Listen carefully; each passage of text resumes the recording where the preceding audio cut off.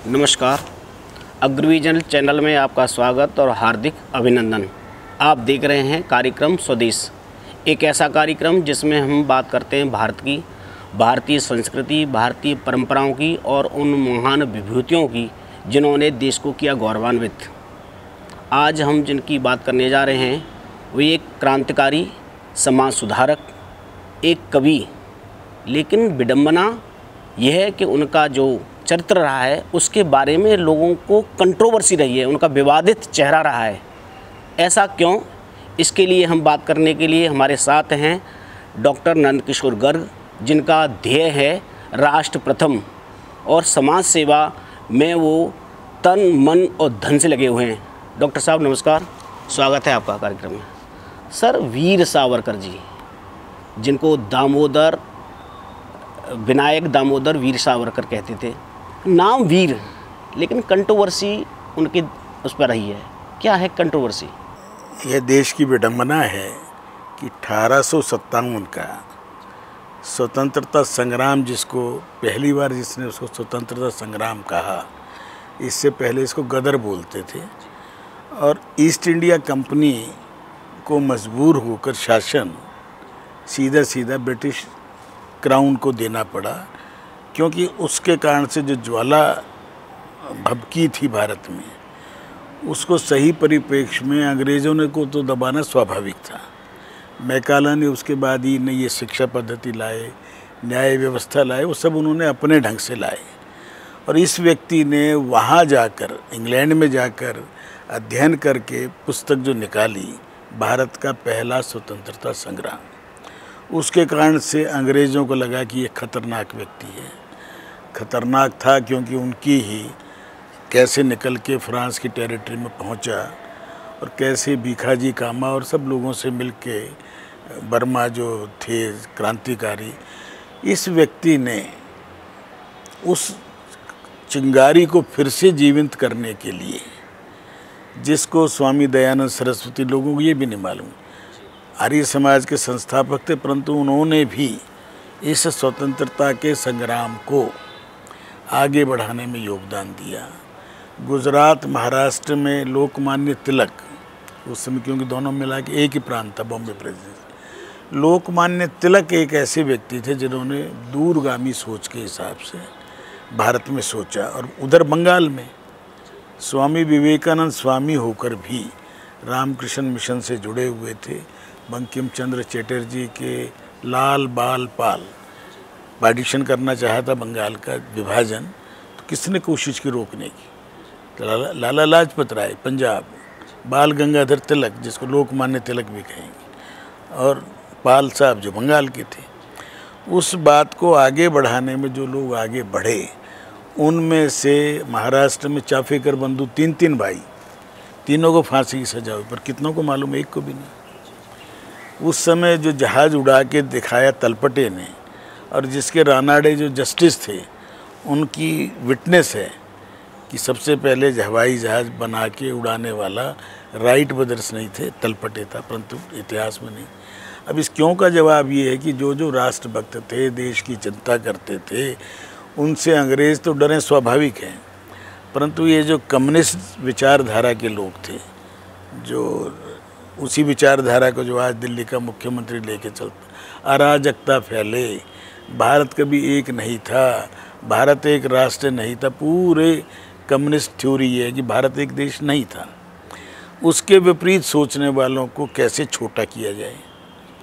जो आदमी, दोनों तीनों भाई अंडमान काला पानी रहे हों, आपस में ना मिले हों, बैल की जगह जुत के तेल निकालते रहे हों, काल कोठड़ी में अलग से रखा गया हो, जो कील से पत्थर से कविताएं लिखता रहा हो, एक दिन 2 दिन नहीं 12-13 साल उसमें रहा, उसके बाद उनको नासिक में ला के स्थानबद्ध किया। अब उसको कोई ये कह दे कि वो देश वीर तो था, इसमें तो सबने मान लिया। इंदिरा गांधी ने उनकी मृत्यु पे जो शोक संदेश भेजा था, वो एक पर्याप्त एविडेंस है प्रधानमंत्री के रूप, उनके स्मारक के लिए पैसा भेजा। तो उस व्यक्ति को कितना ही आज वो कम्युनिस्ट सोचने वाले करते थे, आज वो उभर के आ रही हैं चीज़ें। जो भारत की चिंता करते थे उनको इतिहास से विलुप्त करने की कोशिश की गई। नेताजी सुभाष चंद्र बोस है जिसका आज तक मृत्यु दिवस कोई नहीं मनाता, क्योंकि उनको हम अमर मानते हैं। इसी ढंग से सरदार वल्लभ भाई पटेल को बुलाने की कोशिश की, जिन्होंने सारी रियासतों को एक किया, और मोदी जी ने उनका विश्व का सबसे ऊंचा स्टैचू बनाया। अभी सावरकर का भी स्मारक महाराष्ट्र में बन रहा है, समुद्र के अंदर। आपने कहा कि उन्होंने उसमें कविता लिखी थी, जेल में पत्थरों से लिखी, वो कविता अभी तक लोगों के पास नहीं आ सकी, क्या उसके लिए कोई प्रयास चल रहा है? छप गई हैं। अब प्रयास के लोगों को खरीद के पढ़ने की आदत नहीं, परंतु आजकल तो उस पर उपलब्ध हैं सब, ये जो अपना यूट्यूब वगैरह पे सावरकर का साहित्य सारा उपलब्ध है। सावरकर ऐसा व्यक्ति था जिसने उच्च कोटि का ब्राह्मण मानते हों, उसके बावजूद उन्होंने इंग्लैंड में रह कर अंग्रेज़ों से लड़ना है तो मांसाहारी होने में कोई अपराध नहीं। अभी समय से पहले की सोच थी ना। आपने कहा उच्च कोटि के ब्राह्मण थे, लेकिन वो नास्तिक थे, लेकिन हिंदुत्व का ये भी एक अजीब, वो नास्तिक नहीं थे, वो भगवान को मानते थे। रिचुअल में पूजा पाठ को ना मानना मेरा नास्तिक होना नहीं है। मैं भगवान को मानूं और ज़्यादा समय पूजा पाठ में ना लगाऊं तो इसका मतलब मैं नास्तिक हूँ? नहीं। मंदिर का निर्माण किया, पतित उद्धार उस मंदिर का नाम रखा, सबको मंदिर में जाने का अधिकार मिले, यह बात डॉक्टर अंबेडकर ने और सावरकर ने एक ही समय उठाई। अंबेडकर की आवाज़ उतनी नहीं सुनी, सावरकर ने करके दिखाया और स्वयं लेके गया लोगों को, पुजारी बना के दिखाया। वो आदमी एक समय से आगे की सोचने वाला व्यक्ति था, क्रांतिकारी के साथ साथ समाज सुधारक था। गांधी जी उसको बुरा नहीं मानते थे। गांधी जी में वैष्णवपन था, परंतु जो दूसरे लोग थे जो चमड़ी से थोड़े काले थे परंतु मन से वो अंग्रेज़ थे, उनमें जवाहरलाल नेहरू प्रमुख रूप से था। वीर सावरकर को जो सम्मान मिलना चाहिए था उस समय नहीं मिला, आज मिल रहा है। आज उनके नाम पर अंडमान निकोबार के हवाई अड्डे का नाम है, उनका स्मारक बना है, मैं देख के आया हूँ। डाक टिकट जारी हुई है। वो तो उस टाइम इंदिरा जी ने भी शायद की। उसको कांग्रेसी भी खुद कंफ्यूज रहे ना। एक तरफ ये जो अय्यर जैसे लोग थे जो देश के विरोध में ही काम करते हैं, IAS होने के बाद उन्होंने उनकी नाम पट्टिका हटवा दी थी अंडमान से जब मंत्री थे, परंतु उनको सही मूल्यांकन अब हुआ है।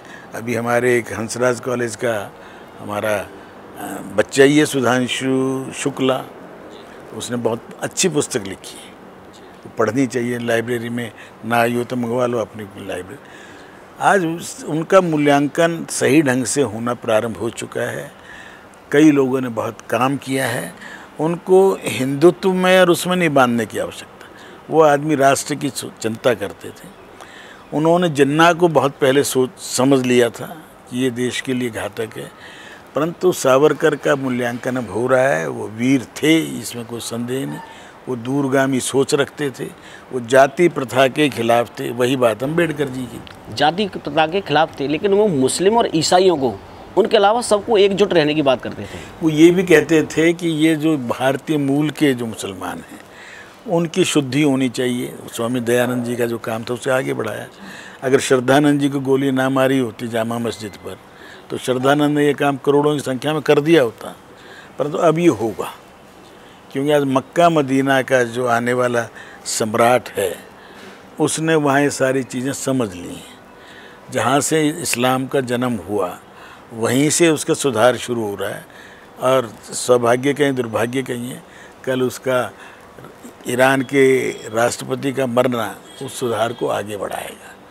ये शिया सुन्नी का जो भेद के कारण ईरान और अरब भी लड़ते रहे, परंतु मोदी जी ने इन सबको जोड़ने की कोशिश की। अभी जो मंदिर अबू धाबी बना, जिसके अंदर सब जाकर पूजा पाठ में भी सम्मिलित हुए, रोज़ा इफ्तार करने के लिए भी गए। ये परिवर्तन के जो संकेत हैं वो तेज़ी से मिलेंगे।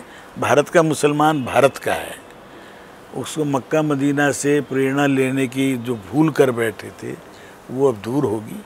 और मक्का मदीना भी शिव का मंदिर है, ये आप और 50-100 साल में देख वो कहेंगे ये शिवालय है, क्योंकि शिव सबके थे। शिव अमूर्त है और इस्लाम अमूर्त को मानता है, क्रिश्चियनिटी अमूर्त को मानते। आज क्रिश्चियन और कृष्ण को एक कहने वाले उन्हीं में लोग खड़े हो गए हैं। तो विविधता है, भारत सबको साथ लेके चल सकता है। भारत की संस्कृति, भारत की परंपरा सबको साथ लेके चलने की है। इसीलिए हम धरती पे रहने वाले एक सबको परिवार मानते हैं। परिवार में हर जीवधारी को मानते हैं, पेड़ पौधों को भी हम जीवधारी मानते हैं। इतनी विशाल सोच के व्यक्ति कि पांचों तत्व के बिना ना पेड़ बढ़ता है, ना व्यक्ति बढ़ता है, ना पशु, ना जितनी भी जीवन है जो 84 लाख बोलते हैं। इवन जड़ में भी हम चेतन ना देख सकते हैं, भगवान मान लेते हैं पत्थर को। आज के युवाओं को वीर सावरकर जी से क्या प्रेरणा लेनी चाहिए? वीर सावरकर से एक ही प्रेरणा है कि देश के लिए जीना सीख लें तो देश के लिए मरने की आवश्यकता ही नहीं पड़ेगी। वीर सावरकर ने अच्छी लंबी आयु प्राप्त, स्वतंत्रता के बाद भी उन जिनको जिए हैं 15-20 साल, ऐसे व्यक्ति से, और जिसने वो जो क्रांति के जो बीज बोए थे, जिनकी किताब छपने से पहले बैन हो जाए, सुना है कभी? विश्व में नहीं सुना। और उसके बावजूद भी उनकी किताब कहाँ छपती थी, कैसे आती थी, सब युवाओं के हाथ में होती थी। उनसे ही तो प्रेरणा लेके शहीद भगत सिंह, सुखदेव, राजगुरु, कितने लोग फांसी के फंदे पे चूमे। आपस में मिले हो ना मिले हो, विचार ट्रैवल करता था। इसलिए सावरकर की पुण्यतिथि पर मैं उनको श्रद्धा सुमन अर्पित करते हुए, और मैं तो बचपन से कुछ लोगों का जिनसे सीखा, उनमें लोकनायक जयप्रकाश नारायण, गांधी जी, उनमें वीर सावरकर एक थे, राम मनोहर लोहिया थे। क्योंकि सीखने के लिए कोई छोटी संकुचित विचारधारा में अपने आप को सीमित नहीं करना चाहिए। अटल जी ने उनके बड़े उनकी प्रशंसा की। सावर की मीन्स आग है, ज्वाला है, ऊर्जा है। उनको जैसे ही उनको भारत रत्न देने की बात करी थी, मोदी जी भी उनको समर्थक हैं, लेकिन उनको भारत रत्न कब मिलेगा? मिलेगा अभी आप 4 जून को रिजल्ट आएंगे, और जो 2024 में आपकी इच्छा पूरी होगी, उनको भारत रत्न भी मिलेगा। और वो भारत रत्न से बहुत ऊंची चीज़ है। दिवंगत लोगों को भारत रत्न मिले, इससे मैं सहमत नहीं हूँ। जीते जिस सम्मान दो जिसको देना। और कुछ लोगों को तो एक कैटेगरी बना के 50 से लोगों को एक बार कह देना चाहिए कि ये भारत रत्न से भी बड़ी चीज़ें हैं, ये नाम सब जो रह गए हैं आज तक, और उनको एक बार ही सरकार कह दे ये भारत रत्न से भी रत्नों के रत्न हैं, और इनका भी वही इतिहास में नाम होना चाहिए जो किसी भी गांधी जी को तो भारत रत्न नहीं मिला, मोदी जी नहीं लेंगे, ना जीते जी लेंगे, ना मरने के बाद लेंगे। नेताजी सुभाष चंद्र बोस को भी कितने वर्षों बाद, क्योंकि उनको भारत रत्न शायद अभी भी नहीं मिला, मेरा ध्यान आ रहा है। हाँ, तो भारत रत्न से तो बहुत ऊंची चीज़ है। आज अब डॉक्टर हेडगेवार को भारत रत्न किस लिए देना चाहिए? जिनसे प्रेरणा लेकर आज 7-8 तो हो चुके भारत रत्न, काम कर रहे हैं, जीवन दे रहे हैं, जीवन खपा रहे हैं।